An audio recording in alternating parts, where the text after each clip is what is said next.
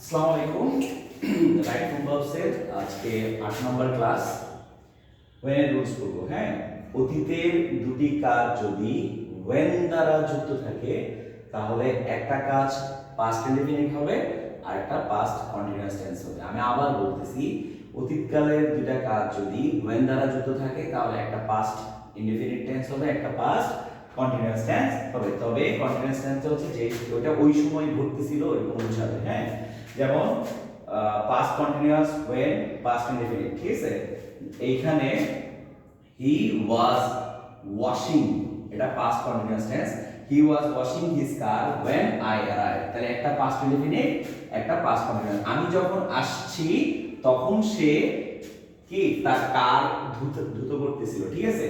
আরেকটা হচ্ছে when plus past indefinite, আরেকটা কি পাস্ট কন্টিনিউয়াস পাস্ট ইনডেফিনিট। যেমন when they were killing the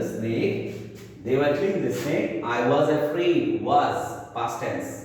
একটা বাক্যে একটা ভার্ব প্রেজেন্ট ইনডেফিনিট হবে অথবা পাস্ট ইনডেফিনিট হবে যদি সেটা বাক্য হয়, ফাইনাইট ভার্ব হয়। হ্যাঁ, তাহলে এটা কি পাস্ট ইনডেফিনিট।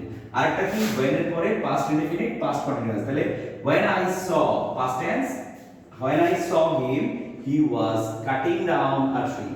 আমি যখন তাকে দেখলাম সে তখন ওই মুহূর্তে সে কি গাছ কাটতেছিল। তাহলে আমরা বুঝতে পারলাম when দ্বারা যুক্ত দুটি অতীতকালের কাজ যদি হয়, একটা কাজ ইনডেফিনিট পাস্ট ইনডেফিনিট হলে আরেকটা কি পাস্ট কন্টিনিউয়াস টেন্স হবে। তবে কন্টিনিউয়াস টেন্সটা কি ওই সময় চলমান থাকতে হবে। আশা করি পয়েন্টের আমরা এই তিনটা রুলস স্ট্রাকচার দিয়ে পয়েন্টের রুলসটা বুঝতে পেরেছি। ধন্যবাদ সবাইকে।